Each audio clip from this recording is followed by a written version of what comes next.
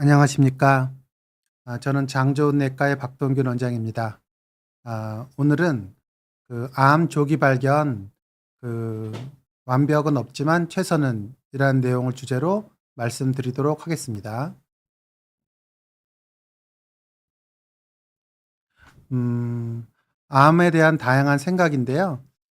저희 주변에 보면 암 때문에 굉장히 고생하시거나 많이 놀라시거나 하면서 좀 안타까운 사연들이 많은데요. 음 저희 의사 선배 중에서도 한 60세 된 방사선과 의사 선생님이시고 이제 초음파를 이제 전문으로 하시는 선생님인데 간암 말기로 진단받자마자 한 3-4개월 있다가 돌아가셨던 친하신 방사선 선생님이 있으셨는데 저는 잘 이해가 안 가더라고요.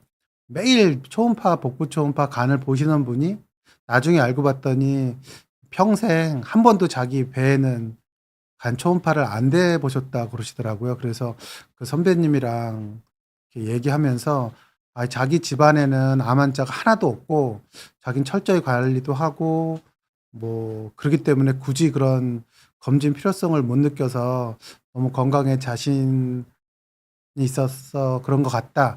그런 식으로 이제 당연히 해야 될 검사를 너무 이제 자기 자신을 믿고 검사를 안 하셔서 그렇게 황당하게 간암 말기가 되신 방사선과 의사 선생님도 봤거든요.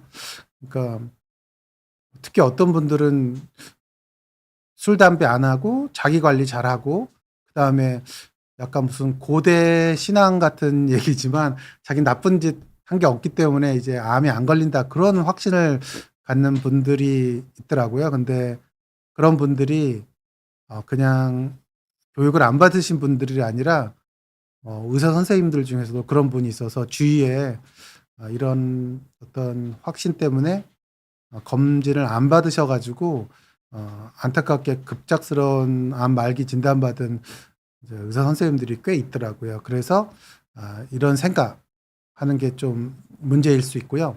또 하나는 국가에서 암 검진을 우리나라처럼 잘 디자인돼서 하는 나라도 드뭅니다. 이런 암 검진을 다 꼬박꼬박 다 받기 때문에 '나는 암에 대한 걱정은 끝.' 하면서 암에 대해서 아무것도 생각 안 하시고 잘 아 지내시는 분들도 있습니다. 이제 어 그런 분들 중에 또 생각나는 분이 한 60대 된 뭐 사업하시는 이제 분이셨는데 부인도 간호사고 그분 국가검진 다 꼬박꼬박 받고 또 심근경색 또 척추관 협착증 그다음에 두통 그다음에 류마티스 관절염 뭐 그런 여러 가지 이유로 대학병원에 한 5 내지 6개 과를 거의 뭐 한 달에 몇 번씩 거의 출근하면서 쭉 다니시던 분인데 국가에서 하는 기본적인 검사 받고 내가 병원을 이렇게 자주 다니는데 설마 그 '내가 병이 생길까?'라고 생각하셨는데 뭐 체중이 쪼금 줄고 뭐 불편하셨는데 우연히 소화기내과 쪽은 워낙 흔한 증상이어서 그쪽을 안 보셔서 그런지 결국은 국가 검진 다 받고 그리고 대학병원을 6 군데나 다 전문 분야를 받지만 췌장암 말기로 또 사망하신 분이 있습니다. 그렇기 때문에 그냥 국가 검진만 꼬박꼬박 받고 이제 안 하면 이제 '나는 이제 걱정 끝.' 그렇게 생각하시는 분들도 꽤 많은 것 같습니다. 그리고 또 하나는 '비싼 게 좋지.' 하면서 매년 펫CT, CT, MRI를 다 찍고 이제 각종 암일 때 높아지는 피 수치를 다 검사하시는 분들도 있습니다. 이제 그러신 분들이 뭐 성격이 좀 호탕하시고 뭐 검사한 내용을 싹 잊으시면서 이렇게 검사하시는 분들은 별 문제가 없는데 이런 결정을 하시는 많은 분들은 되게 좀 민감하신 분들이라 이 많아서 이런 검사를 하면 미세하게 어디 뭐 췌장에 쪼끔 뭐 펫CT 할 때 업테이크가 높아져 있다든가 뭐 대장암 CA 검사를 했는데 정상보다 0.5가 더 높다든가 그런 식의 어떤 이상 소견이 쭉 나오게 되는데 그런 것 때문에 불안하셔서 매년 딱 "나는 확실하게 검사하고 편하게 지내지."라고 말했지만 실제로는 계속적인 불안감에 이 병원 다니고 저 병원 다니고 하면서 일상생활을 제대로 못 하시면서 이 암에 대한 어떤 공포증에 빠져서 좀 삶이 힘들어지신 분들도 있더라고요. 그래서 뭐 제가 극단적인 예를 듣긴 했지만 제가 의사 생활하면서 보게 되는 다양한 양상의 암에 대한 어떤 잘못된 생각 때문에 어 암으로부터 건강을 지키지 못한 케이스를 많이 보게 됩니다. 그래서 오늘은 좀 광범위하고 어떻게 보면 철학적인 주제로 '나는 내 암에 대해서 어떤 생각을 가져야 될까?'라는 주제로 말씀드리도록 하겠습니다. 뭐 지금 어 많은 질문에 암별로 검진 주기가 있는데 뭐 "어떻게 다른가요?", 뭐 "자주 검사해야 될 항목은 무엇인가요?", 뭐 "검진 받을 때 추가하면 좋다는 항목이 있을까요?", 검진 센터가 다 엄청 많은데 그런 정확도가 동일한가요? 뭐 그런 얘기가 있는데요. 앞으로 제가 설명할 내용에 이런 것이 다 포함되어 있기 때문에 조금 기다려 주시면서 보면 답이 자연스럽게 될 수 있다고 생각합니다. 근데 한 가지 좀 더 말씀드리고 싶은 거는 검진 주기인데요. 뭐 예를 들어서 어떤 분은 위내시경을 2 년마다 하십시오. 또 어떤 분들은 대장 내시경을 5년 있다 하십시오. 또 어떤 분들은 B형 간염 있으신 분들은 간 초음파를 6 개월마다 하십시오. 그렇게 이제 정해진 주기가 있는데요. 그 주기는 굉장히 오랜 기간 동안 그 병에 대한 어떤 패소피지올로지를 다 연구해서 이런 간격으로 검사를 해야지 어 암이 진행되지 않는 상태에서 병을 발견해서 조기에 치료할 수 있다. 그런 기준에 의해서 주기가 만들어지는 것입니다. 그래서 병이 되게 진단했을 경우 치료가 가능하고 빨리 생기는 위험 인자가 있으신 분들은 간 초음파를 6 개월마다 하는 게 맞는 거고, 또 어떤 경우는 뭐 특별히 대장에 큰 이상이 없고 위험 인자가 없으시고 한 경우는 5년 있다가 하는 게 맞는 건데, 일부가 아니죠. 많은 환자들은 이 검진 주기가 그냥 아무 이유 없이 그냥 스케줄이라고만 생각하시는 분이 많은 것 같습니다. 그래서 어떤 분들은 내가 검진을 나는 2 년마다 하니까 뭐 6 개월 있다가 그냥 초음파라는 거 무시하고 그냥 2년 할 때 하죠 뭐." 그리고 위에 장상피하나 뭐 그다음에 위에서 암 뗀 과거력이 있어서 꼭 1년 있다 하시라고 그래도 "아이 뭐 2 년마다 하는 거니까 그 스케줄에 맞출게요." 그런 식으로 뭐 자기가 계획한 어떤 플랜에 다양한 암 검사 주기를 자기가 편한 대로 이렇게 만들어도 된다고 이제 착각하시는 분이 많은 것 같습니다. 그래서 뭐 검진이 중요하긴 하지만 나라에서 정하고 한 검진 주기는 굉장히 많은 연구를 통해서 정해진 주기이고, 특별한 질환이 있을 때는 그 주기가 달라질 수 있고, 그 주기가 이제 맞아떨어질 때 이왕이면 겸사겸사 건강검진하면서 검사를 하는 거지, 본인이 '나는 한 2 년마다 한번 할 거니까 거기에 맞춰야지.' 하면서 어 그런 내용을 이제 바꿔 가지고 자기 편한 대로 하시는 분이 많은데요. 이제 우리가 검진 주기는 그 병의 어떤 패소피지올로지나 그런 걸 통해서 많이 연구돼서 나온 결과이지 그냥 단순한 스케줄은 아니다. 고런 인식을 좀 해 주셨으면 좋겠습니다.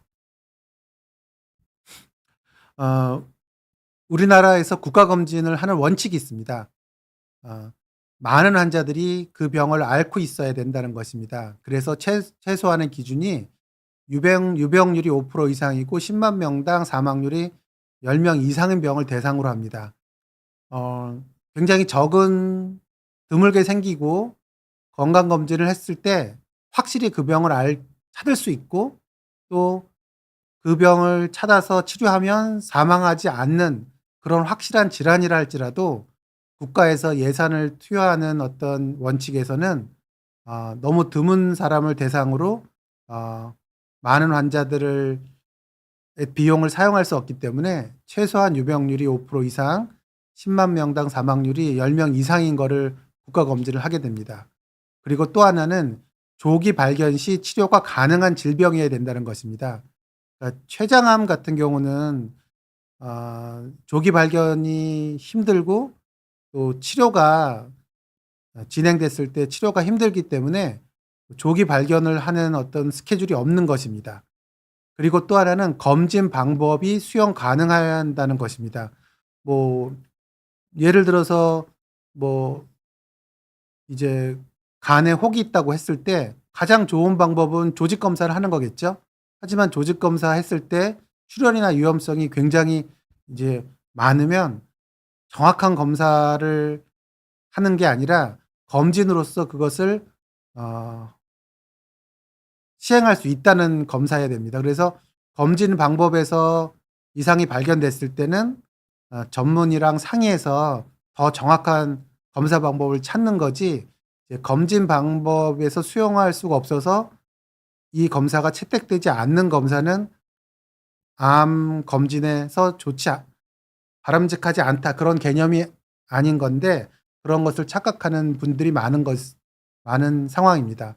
그리고 또 검진에 대한 이득이 손해보다 커야 된다는 점입니다. 그리고 비용 대비 효과가 있을 것. 그래서 국가 검진의 원칙은 기본적으로 한 그 국가 전체를 한 명의 사람으로 봤을 때 가장 효과적인 어떤 방법이 뭐냐를 보는 거지, 나 개개인 한 사람한테 나한테 가장 맞는 건강 검진을 찾는 것이 아니라는 차이점이 있다는 것을 명확히 인식할 필요가 있다고 생각합니다. 국가 검진 기준입니다. 이제 검진 주기나 그런 것을 아까 말한 기준으로 이제 국가에서 정한 기준인데요. 어 특별한 상황이 아니면 최소한 이 기준대로 검사를 하는 것은 암으로부터 나를 지키는 가장 기본적이고 중요한 것입니다. 요런 기준대로만 하면 제 생각에 한 60-70% 이상에서의 암은 조기 발견하거나 근본적으로 해결할 수 있다고 생각합니다. 간단히 보면 40세 이상에서 2 년마다 위내시경, 그다음에 간암 같은 경우는 40세 이상에서 B형 보균자인 경우 6 개월마다 간 초음파랑 그다음에 알파 페토 프로테인, 대장암 같은 경우는 45세 이상인 경우 1 년마다 분변 자멸 검사를 하고 거기에 이상이 있는 사람에 한해서 대장 내시경, 유방암은 40세 이상 2 년마다 유방 촬영술, 자궁경부암은 만 20세 이상에서 3 년마다, 폐암 같은 경우는 30 감년 이상의 흡연력이 있는 경우 이제 55세 이상에서 1 년마다 저설량 흉부 CT, 이제 갑상선은 권고하지 않음. 이게 기본적인 권고 아닙니다. 한 가지, 이제 저희가 대장 내시경을 전문으로 하는 병원이다 보니까 이 대장암 쪽 예를 들면 45세 이상인 분한테 매년 자멸 검사를 해서 자멸 검사가 양성인 사람은 대장 내시경을 나라에서 지원해서 하게 됩니다.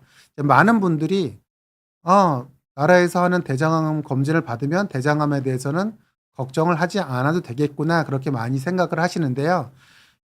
여기서 가장 큰 어떤 맹점은 대장암의 일부에만 분별 자멸 반응이 양성이 나온다는 거랑, 또 하나는 대장암은 대장 용종, 특히 선종이 뭐 짧게는 4-5 년, 길게는 7-8년 지나야지 대장암이 되기 때문에 아예 대장 용종을 제거하면 대장암 자체가 생기지 않게 됩니다. 그래서 나의 이 대장암 권고안은 어떻게 보면 말기 대장암을 예방하려는 대장암 관리 시스템의 목표하에 만들어진 거고, '나는 대장암에 걸리지 않아야 되겠다.'를 목표로 한다면 이 권고안은 맞지 않는 상황이 됩니다. 하지만 최소한의 이런 권고안을 지켰을 때 우리가 말기 대장암으로부터 많은 보호를 받을 수 있게 됩니다. 그래서 이런 기본적인 어떤 국가 검진안은 어떤 경우에도 최소한 해야 되는 거고, 내가 어떤 증상이 있거나 좀 더 적극적으로 암 자체를 예방하려고 할 때는 그 전문 자기 주치의와 상의해서 각 암별로 예방하는 방법, 암의 전조가 생길 수 있는 전구병변을 없애는 방법 등에 대해서 상의하고 맞춤형 검진 프로그램을 만들어야 된다고 생각합니다.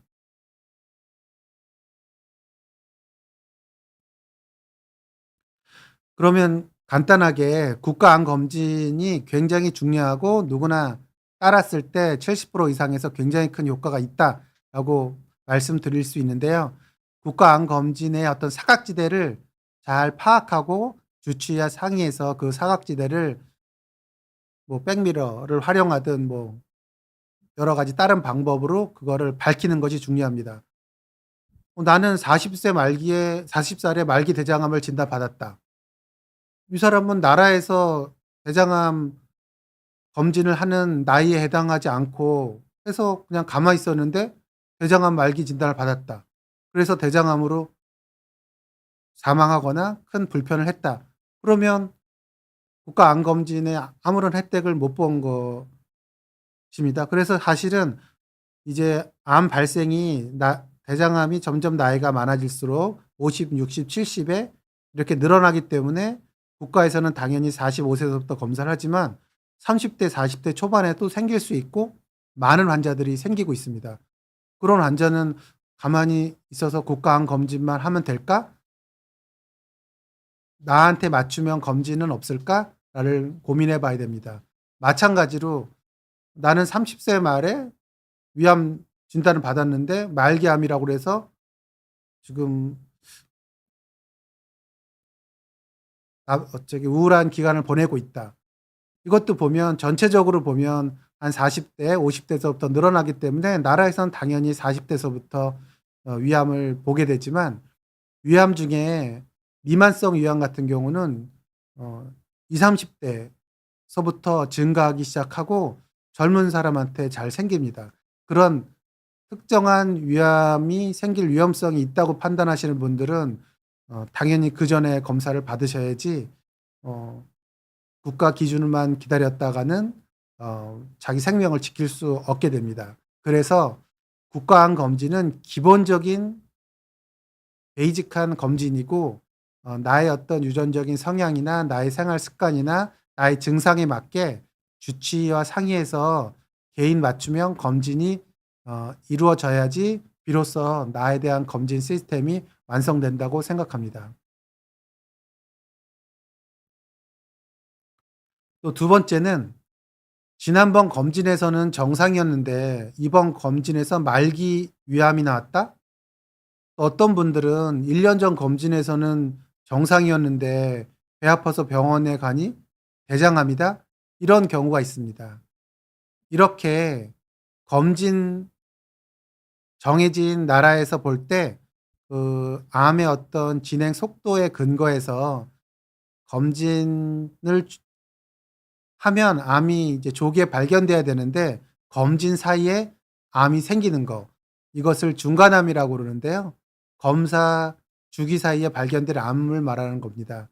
가장 흔한 경우가 대장암, 위암, 유방암, 자궁경부암 순인데요. 특히 대장암에서 많이 발견되고 위암 같은 경우는 앞서 말한 그 미만성 위암이나 그런 것들은 그 위 점막에서부터 시작하는 게 아니라 점막 아래쪽서부터 암이 시작돼서 내시경 했을 때 별 이상 없어요. 위가 좀 부은 것 같은데요." 하고 "2년 있다 내시경 하세요."라고 얘기할 때 2년 지나서 점막 밑에 있는 암이 점막까지 나와서 조직 검사할 때 이미 전신에 퍼진 상태를 발견하게 됩니다.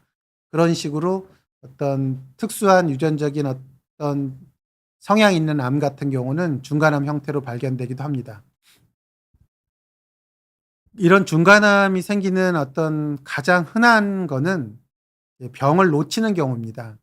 대장암이 이제 중간암이 많은 이유가 대부분의 경우에서는 갑자기 아주 드물게 유전적인 변이로 일반적인 대장암이 자라는 속도 이상으로 급격히 자라는 암도 분명히 존재합니다.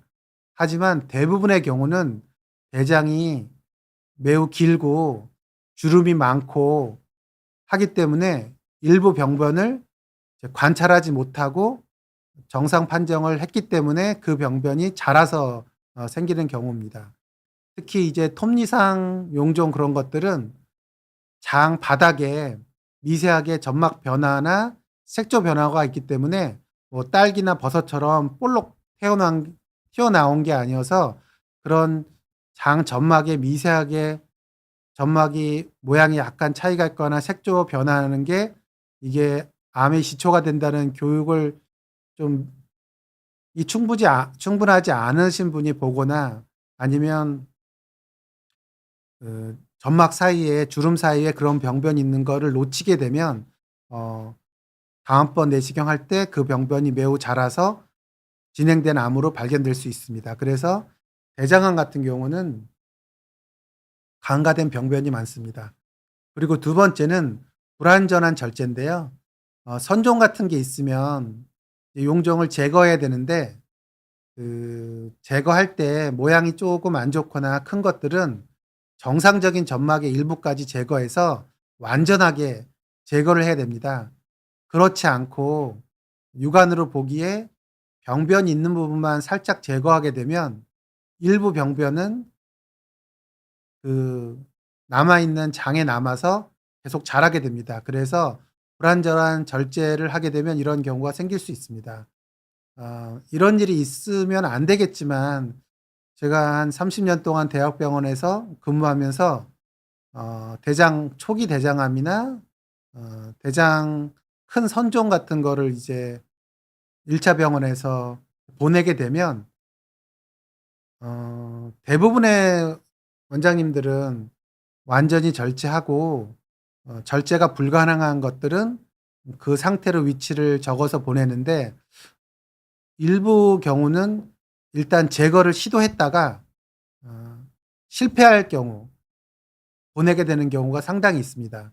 그래서 용종을 바닥에 붙어 있는 넓은 용종 같은 경우에 점막 하로 어 물질을 투입해서 용종을 볼록 키운 다음에 잘라야 되는데 볼록 키워 놓고 자르다가 안 되니까 그냥 보내는 경우가 있는데 이제 그런 경우에는 일단 확실하게 제거할 자신이 없는데 이제 좀 시도를 해 보는 경우는 불완전 절제가 될 확률이 높고 특히 이렇게 어 절제도 못하고 이제 시도만 하고 보낸 경우는 그 부분이 좀 섬유화가 되고 하면서 내시경으로 쉽게 해결할 수 있는 병변이 굉장히 고생하면서 내시경으로 제거하거나 내시경으로 제거할 수 있는 병변이 이런 불완전한 절제를 시도하는 그런 것 때문에 생긴 염증으로 수술로 넘어가야 되는 경우도 생길 수 있습니다.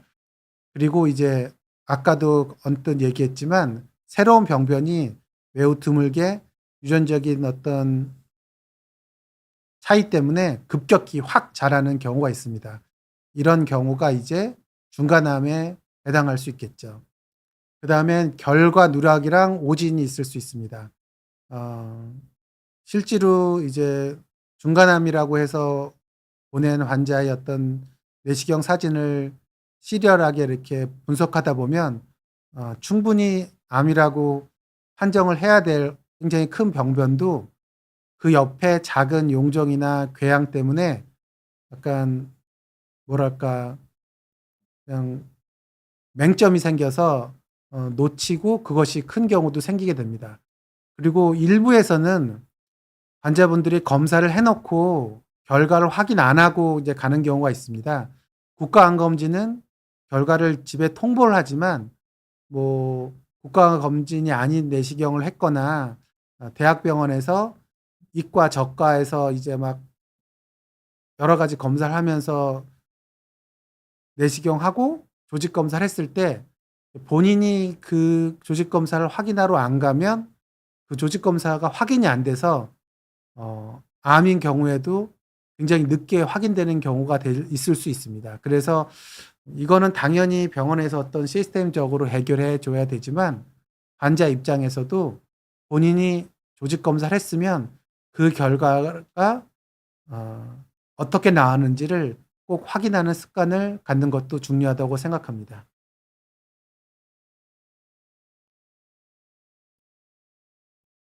뭐 감자탕 보글보글 님이 이제 질문을 하셨는데요. 대장 용종만 주기적 검사를 통해 잘 제거하면 대장암 걱정은 내려놓아도 괜찮을까요? 아예 0% 일까요? 이런 얘기를 하셨는데요. 어 저는 걱정은 내려놔도 된다고 생각합니다. 근데 이 세상에 0% 라는 건 없거든요. 거의 희박하게 생기는 거고, 그 대장 용종을 장 정결을 잘하고 검증된 의사한테 봐서 용종이 있으면 제거하고, 그 용종의 형태에 따라서 다음번 검사 주기에 대장 내시경을 하면 대장암이 생기기 전 용종 상태로 대부분 발견되고, 드물게 조기 대장암이 발견된다 하더라도 대장암이 일반적인 자라는 속도가 있기 때문에 내시경으로 해결이 된다고 생각합니다. 특정한 어떤 유전자 질환이 있거나 면역 시스템에 문제가 있어서 이제 신장 이식이나 뭐 이식으로 면역 억제제를 투여받는 분이나 뭐 류마티스 관절염 그런 거로 이제 면역 억제제를 복용하고 그러신 분들은 진행 속도가 다르기 때문에 거기에 맞게 이제 검사 주기가 달라질 수는 있지만, 그 환자가 복용하는 약물, 질환, 대장 용종의 조직 검사 결과에 근거해서 장 정결이 잘 된 상태로 전문의가 추천하는 검사 주기로 대장 내시경을 하면 대장암 걱정은 안 하셔도 된다고 생각합니다.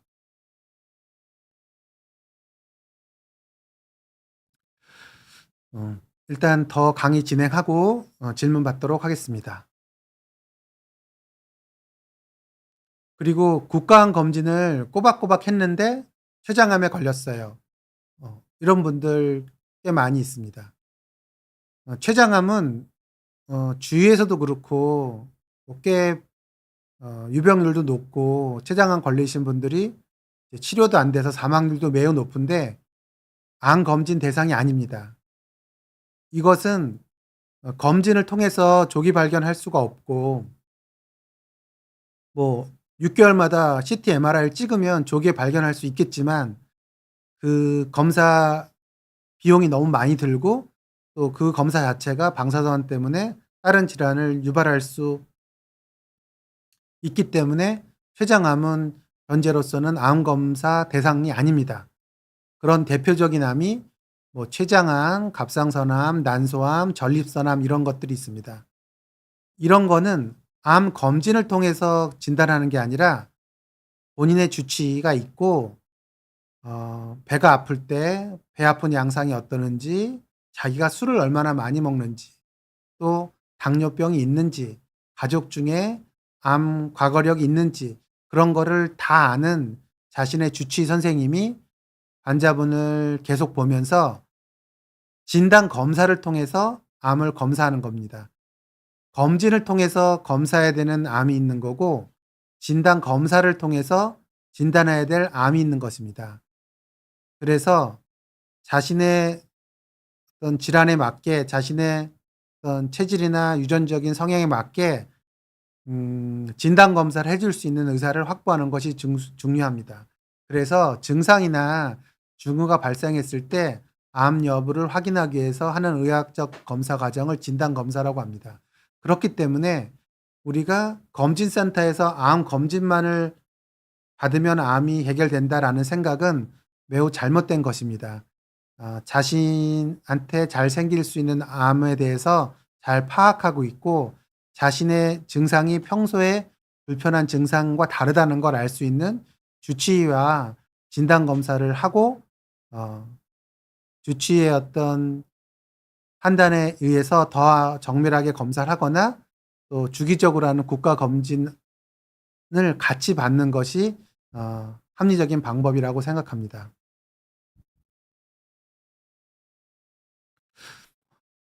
그 한 가지 저희가 연구했던 내용을 주제로 말씀드리면, 이런 검진을 할 때 맞춤형으로 해야 된다. 또 의사가 또 인간이다 보니까 정확도를 어떻게 높이냐, 그런 것에 인공지능이 적용됐을 때 어떤 효과가 있냐를 보는 것입니다. 분변 자멸 검사를 해서 양성인 경우 이제 대장암을 검사하는 국가 검진 프로그램이 있는데, 실제로 조사해 보면 대변 검사를 하는 거부감 때문에 50세 이상에서 35%만 자멸 반응 검사를 한다고 합니다. 그리고 양성자의 한 47%만 대장 내시경을 시행한다고 합니다. "아이 뭐 치질 때문에 그랬겠지. 뭐 이게 무슨 큰 의미가 있어." 그리고 대장 용종 상태가 진행되면 대장암이 된다고 했는데, 대장 용종과 선증을 예방하는 프로그램은 없습니다. 근데 이제 어떤 인공지능 프로그램을 저희가 개발했고 많은 데들이 이런 연구를 하는데요. 이런 연구 프로그램을 통해서 환자의 유전적인 어떤 성향, 그다음에 가족력, 그다음에 비만 지수, 혈액 검사를 보면 대장 선종 자체를 한 90% 이상으로 예측할 수 있는 인공지능 프로그램도 있습니다. 이런 걸 활용하면 그냥 '내가 대장 용종 암이 생길 확률이 높겠구나.'라는 게 나오면, 그게 20 대든 30 대든 대장암을 검사하는 검사를 하는 방법으로 예 암 검진이 이제 받게 된다는 거를 잘 보여주는 예라고 생각할 수 있습니다. 그리고 대장 내시경도 아까 중간암이 있다고 그랬는데요. 중간암이 생길 수 있는 게 용종을 간과하는 율이 짧 낮게는 16%, 많게는 26%만 됩니다. 이게 조기 대장암인 경우에는 당연히 중간암 형태로 나오겠죠. 그래서 인공지능 솔루션을 사용하면 용종 발견율도 10% 이상, 사망률도 30% 이상 감소한다는 연구도 있습니다. 그래서 각종 뭐 폐암도 그렇고 대장암도 그렇고 위암도 그렇고 인공지능을 이용해서 병을 예측하거나 검사할 때 정확도를 높이는 여러 가지 시도가 있습니다. 이런 것들은 이용할 수 있으면 이용하는 게 좋다고 생각합니다. 그리고 궁극적으로 이런 것들은 국가적으로 모든 검사를 할 때 기본적으로 사용해야 된다는 인프라식으로 정착되는 게 좋다고 생각합니다. 우리가 검진 받을 때 흉부 사진을 찍는데 거기서 뭐 결핵이 있는지 폐암이 있는지를 보게 되는데, 그것도 실제로 나중에 정상 판정을 받은 거를 분석해 보면 상당히 많게 오진이 있는 경우가 있습니다. 근데 이제 인공지능을 가장 활발하게 사용하고 있는 뭐 이스라엘 같은 나라에서는 당연히 사진을 찍으면 인공지능이 먼저 검사를 해서 폐암이 의심된다, 폐결핵 의심된다, 폐렴 의심된다가 나오고 환자가 그거를 보고 필요하면 전문의랑 상의를 합니다. 심전도 같은 경우 제가 트레이닝 받을 때는 다 의사들이 판독을 했지만, 지금은 심전도가 찍히면 자동 판독이 나옵니다. 그 판독을 기본으로 의사가 보게 되는 거죠. 그래서 인공지능이 굉장히 많이 발달하고 있는데, 이거는 특별히 돈을 낸 사람이 하는 시스템이 아니라 누구나 검사를 했으면 인공지능이 한번 훑어서 이상이 있는 걸 보고 의사가 진단하는 식의 인공지능이 의료의 기본적인 인프라로 정착돼야지 각종 검진에서의 정확도나 중간암을 예방할 수 있는 방법이라고 생각합니다.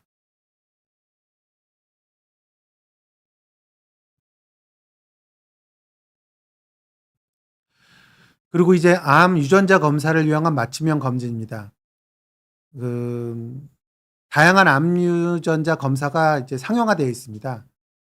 그래서 어떤 경우는 꽤 고가를 두고 본인의 전체 유전자를 분석하는 것도 있고, 주로 생기는 암 유전자가 있는지 돌연변이를 보는 검사도 있습니다. 아직까지는 그 유전병이 있거나 유전성 암이 있는 경우에 유전자 검사가 권고되고 보험으로 커버되지만, 일반인들이 그 자신의 암 유전자를 검사하고 그거에 맞게 검진을 하거나 검사를 하는 것은 일반적이지는 않습니다. 음 이 암 유전자 검사를 하게 되면 뭐 당뇨가 생길 확률이 몇 프로, 뭐 치매가 생길 확률이 몇 프로, 뭐 대장암이 생길 확률이 몇 프로, 다른 사람보다 높다, 그런 게 이제 뭐 수십 가지, 많게는 수백 가지가 나오게 되는데요. 아직까지는 명확한 기준이 없고 정확도가 높지 않고, 여기서 좀 이상 소견이 났을 때 굉장히 불안감이나 건강 염려증이 생길 수도 있고 어 예를 들어서 어떤 보험회사나 국가에서 이분이 이제 파킨슨이나 음 알츠하이머 병이 높을 확률이 있다고 하면 뭐 그분을 교육시키거나 보험을 드는데 제한을 줄 수 있어서 이런 정보가 유출됐을 때 굉장히 심각한 타격도 이제 받을 수 있어서 암 유전자 검사를 위한 맞춤형 검진은 일부에서는 시행되고 있지만 전격적으로 활용될 가능성은 높지는 않다고 생각합니다.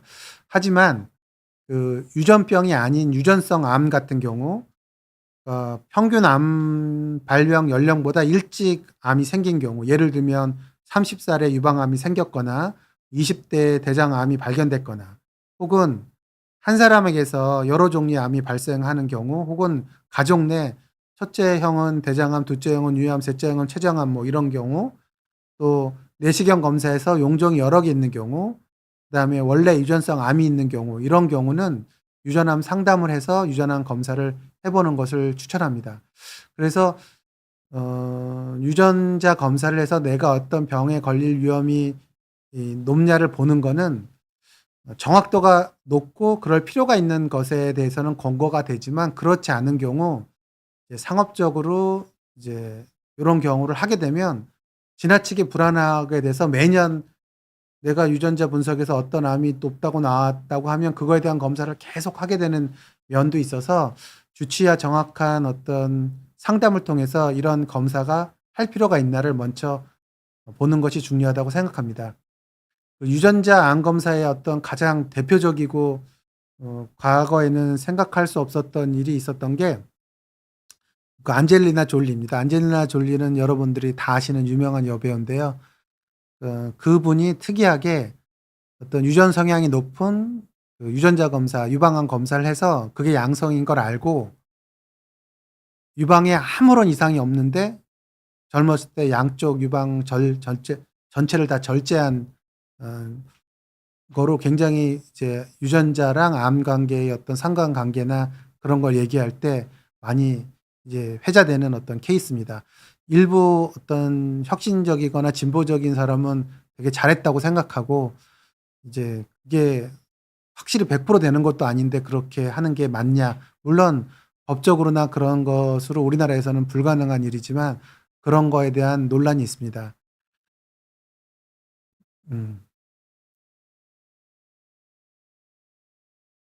그리고 어떤 사람 이런 거 있죠. "매년 나는 전신 CT, 머리 MRI, 펫CT 다 하겠다." 확실한 거는 암 발견할 가능성이 매우 높아진다는 거는 맞습니다. 하지만 미세한 이상이 발견되면 추가적인 검사가 많아집니다. 음 이제 많이 이제 소견서를 갖고 오는 경우가 많은데요. CEA라는 검사가 있습니다. 그러니까 대장암일 때 높아지는 검사죠. 원래 CEA 검사는 대장암 환자에서 CEA가 뭐 400, 500 이렇게 높습니다. 대장암을 수술하고 나면 CEA가 0 으로 떨어져요. 그리고 중간에 CT나 뭐 그런 걸 통해서 암이 재발하나 보는데 갑자기 CEA가 엄청 높으면서 대장암이 있었던 분이 피 검사를 했더니 CEA가 다시 막 확 올랐다. 그거는 굉장히 높은 확률 90% 이상으로 대장암이 재발했다는 신호입니다. 이런 에비던스를 갖고 있는 검사가 이제 대장암 검진으로 이제 비슷한 면이 있기 때문에 활용되면서 아무 증상도 없고 하신 분이 CA 검사를 루틴으로 많이 하게 됩니다. 그래서 정상보다 0.1이 높아서 이 높아서 불안해서 병원에 오고 작년에 내시경을 했는데 또 하게 되고 또 CA가 대장암뿐만 아니라 폐암이나 다른 쪽 암도 연관이 돼 있다고 해서 또 펫CT를 찍게 되고 또 일부 경우는 뭐 필요 없는 대장 내시경 하다가 합병증으로 고생하시는 분도 있고 그런 식으로 이 CT, MRI 각종 암 수치가 그냥 루틴으로 쭉 다 검사해서 쪼금이라도 이상이 있을 때 추가적인 검사를 하는 경우에 그 검사 자체 때문에 문제가 생길 수도 있고 어 또 검사 자체에서 받게 되는 방사선 때문에 문제가 생길 수 있습니다. 또 자연산 80대 이상의 어떤 사람을 전신 부검을 했더니 갑상선암이 30%, 폐암이 20% 그렇게 발견됐다는 보고도 있습니다. 그러니까 암이라는 거는 늘 몸에서 생기고 면역 시스템이 그거를 해결하고 그 균형이 깨지면 발생합니다. 그래서 80 세, 90 세, 100세 시대에서 어떻게 보면 80-90 대에 조그만 암이 있다는 거는 그냥 노화나 그냥 노인성 질병일 수도 있는데, 그거를 CT, MRI에서 발견해서 그걸 또 제거하려는 노력을 하고 그것 때문에 불안을 갖고 있는 것, 그것이 과연 나의 건강에 얼마나 좋으냐 고민해 봐야 된다고 생각합니다. 그리고 건강 염려증, 불안, 우울 생기신 분은 굉장히 많습니다. 한번 잘못해서 그냥 '해 볼까.' 했는데 온갖 혈액, 암 검사 다 하고 PET-CT 찍었더니 어느 부분에 좀 이상이 있다고 그래서 거기서 검사하고 거기서 좀 더 이상했다고 검사하고 하면서 완전히 자기 건강과 생활이 이런 거에 매몰되고 돈을 낭비하는 경우가 많습니다. 사실 어떻게 보면 건강한 육체는 뭔가의 인생의 목적 혹은 내가 하고 싶은 것을 하기 위해서 사용되고 관리되어야 되는 대상이지 그 자체가 목표나 신앙이 될 수는 없습니다. 근데 많은 환자들이 자신의 건강과 어떤 신체적인 튼튼함이 그 자체가 목표가 돼서 어 어차피 삶을 사면서 사용되는 어떤 것들인데 주객이 전도되면서 어떻게 보면 불안, 우울 어떤 그런 것이 생기는 경우가 상당히 많습니다. 그래서 그런 밸런싱을 본인이 스스로 찾아야 된다고 생각합니다. 그리고 이제 우리한테는 너무나 자연스럽지만 너무나 괴이한 의료 시스템이 있습니다. 우리나라는 주치 시스템이라는 게 없습니다. 내 주치의가 없습니다. 사실은 가정의학과나 내과가 주치의를 위한과지만 주치의를 표방하는 내과나 가정의학과는 사실을 보기는 어렵습니다.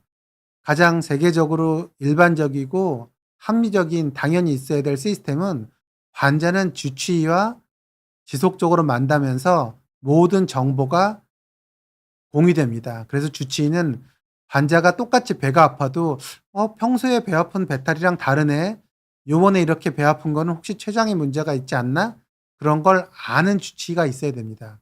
그래서 평소와 다를 때 소화기내과도 보내고 심장내과도 보내고 신경과도 보내고 여기서 특별한 이상이 없으면 다시 주치의가 커버하고 필요하면 검진으로 해결해야 할 암에 대해서는 검진센터로 보내고, 특히 이 환자의 어떤 가족력이나 그런 걸 보고 추가로 해야 될 항목을 선정하고 하는 것이 정상적입니다. 하지만 대한민국은 주치의가 없기 때문에 환자는 동네 병원에서 다니지만 이 정보는 자기가 가고 싶은 대학병원, 소화기내과가 있고 옆집에 굉장히 크고 서비스 잘 되고 한꺼번에 검사할 수 있고 가격이 싼 검진센터가 생기면 또 이거 시스템을 이용하게 됩니다.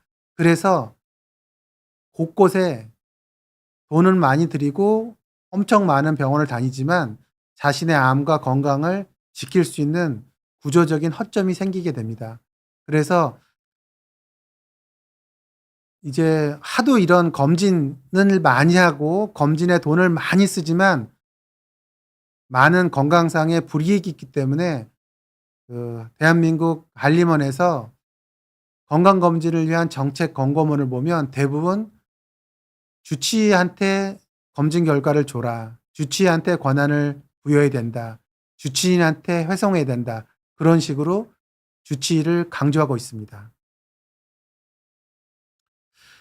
그리고 한편으로는 암이 생기고 나서 이것을 얼마나 빨리 발견할지 하는 검사들은 쭉 얘기했는데요.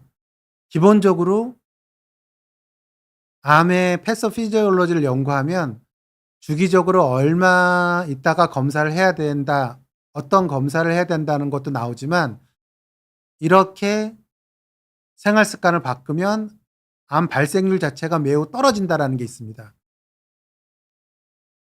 근데 우리가 너무나도 잘 알고 다 아는 얘기인데요. 금연하라, 금주해라, 저칼로리 먹어라, 자극적인 음식 먹지 마라, 과일, 야채, 곡물 먹고 운동하고 스트레스 관리하라. 저는 어쩔 때 보면 되게 약간 신비함을 느낍니다. 희한하게 암의 종류는 굉장히 다양하지만 그 암을 예방하는 수칙이 반대인 게 없습니다. 어떤 병은 금연해야지 폐암은 좋아지는데 담배를 펴야지 췌장암이 악화된다든가, 뭐 어떤 암은 살코기 육식을 많이 해서 소고기, 돼지고기를 많이 먹어야지 암이 잘 생기고, 어떤 암은 그렇지 않다든가, 그런 게 없습니다. 대부분 거의 90% 이상 암 예방 수칙이 동일합니다. 그리고 또 재밌는 게, 우리가 장수를 하고 건강하게 살려면 한쪽으로는 암을 예방해야 되고 한쪽으로는 심혈관 계통에 고혈압, 당뇨, 고지혈증, 그런 것을 예방해야 되는데 너무나 두 개가 똑같습니다. 사실은 암 예방하는 거랑 그런 만성 성인병, 우리의 생명과 삶의 질을 위협하는 그게 반대일 수도 있지 않습니까? 근데 이게 다 같습니다. 그게 어떻게 보면 만성 질환 자체가 만성 염증을 유발하고, 만성 염증은 암을 일으키기 때문에 패소피지올로지로 똑같고, 그런 면에서 암 예방 수칙이 똑같습니다. 그리고 이런 걸 잘 보면 이것 자체가 건강하고 또 행복한 어떤 그런 수칙이랑도 일치하기 때문에, 어떻게 보면 너무나 당연해서 관심 없게 보는 이 수칙이 참 다행히로 암이든 성인병이든 다 골고루 해당하기 때문에, 이런 것을 다시 한번 생각해서 발생률 자체를 줄이는 것이 중요하다고 생각합니다. 그래서 마지막 슬라이드인데요. 암 검진의 현실적인 최선의 방법은 무엇일까? 저는 그냥 무조건 국가암 검진을 받는 것이 좋다고 생각합니다. 그리고 이왕이면 검진된 기관, 검진된 의사한테 받는 것이 좋다고 생각합니다. 그리고 의료기기로 인증된 인공지능이 사용할 수 있으면 사용하는 것이 나쁘지 않다고 생각합니다. 그리고 여기서는 네 번째였지만, 어떻든 간에 내과나 가정의학과 통해서 주치의를 만듭니다. 그래서 똑같이 기침을 해도, 똑같이 배가 아파도 이건 평소랑 다른데, 이건 평소에 배 아픈 거랑 다른다는 걸 알고 매우 생명을 위협하고 조기에 발견하면 생명을 구할 수 있지만, 검진 방법이 통일되지 않다거나 유병률이 낮거나 조기 발견하기가 어렵기 때문에 배제된 췌장암, 전립선암, 그런 것들도 진단할 수 있는 주치의 선생님을 만나야 된다고 생각합니다. 그리고 가족력이 있거나 유전성 암 유험자는 유전자 검사하는 것도 생각해 봐야 된다고 생각합니다. 그리고 이런 생긴 거를 빨리 발견하는 노력만큼 암 예방 수칙을 갖고 노력하는 것이 중요하다고 생각합니다. 그래서 비싸고 많은 검사를 한꺼번에 할 수 있는 암검진센터에서 많은 돈을 지불한다고 건강이 오는 거는 아니라고 생각합니다. 그래서 암 검진과 증상에 맞는 진료를 분리해서 어느 정도 생각하고 자신의 진료를 해줄 수 있는 주치의 선생님을 찾는 것이 어떤 궁극적으로 암을 슬기롭게 대처하는 방법이라고 생각합니다. 많은 질문이 있었는데요. 내용이, 제가 말한 내용이 다 포함이 되는 면이 있어서 오늘 질문은 지나가도록 하겠습니다. 시간이 다 돼서 이걸로 오늘 강의를 마치도록 하겠습니다. 감사합니다.